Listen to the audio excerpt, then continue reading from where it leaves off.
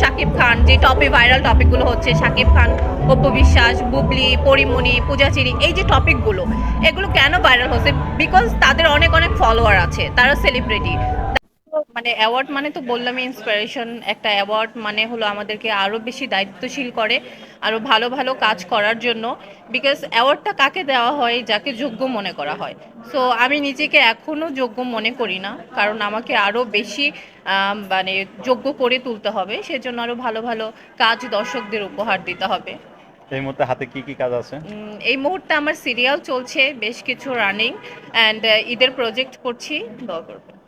ঈদের জন্য কি আসছে, নাটক, ঈদের সিনেমা? জন্য আমি তো ডেফিনেটলি একজন অভিনয় শিল্পী। সো আমার কিছু নাটক আসছে, সেগুলো তো এখন বলা যাবে না।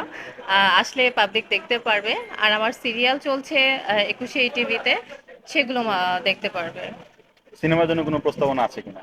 সিনেমার জন্য আমার প্রতিটা আর্টিস্টকেই আসলে সিনেমার জন্য অফার আসে। আর সিনেমা তো একটা বিগ প্ল্যাটফর্ম, এটার জন্য আসলে সবারই ড্রিম থাকে। তো ড্রিম তো থাকলেই হবে না। আপনি যদি মানে পারফেক্ট না হন, মানে আমার মনে হয় যে একজন পারফেক্ট মানে অ্যাক্টিংয়ের দিক দিয়ে যদি আপনি খুব বেশি ভালো না হন, বা বডি ফিটনেস সব মিলিয়ে যদি আপনি পারফেক্ট না হন, ফিল্মে যাওয়াটা ঠিক না। তো আমার মনে হয় এখনও আমি আসলে সেই যোগ্যতাটা অর্জন করতে পারিনি যে আমার সিনেমা পাবলিক টিকিট কেটে দেখবে।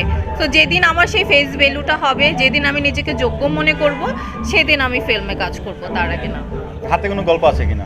হ্যাঁ, গল্প তো ডেফিনেটলি আসে, বাট বিষয়টা হলো যে গল্প আসলে তো হবে না। আমাকে তো মানে এখনও যেহেতু আমি নিউ কামার, আমাকে পাবলিক ওইভাবে চেনে না। তো আমি একটা কাজ করলাম, সেই কাজটা হিট হলো না বা পাবলিক গ্রহণ করলো না, ওই কাজটা করে ফ্লপ হিরোইনের তকমা আমি নিতে চাই না। অভিনয় জগতে আসার জন্য আপনি কাকে অনুসরণ করেন? আমি আসলে কাউকেই অনুসরণ করি না। আমার সবাইকে ভালো লাগে, সবার থেকে অল্প অল্প করে শিখি।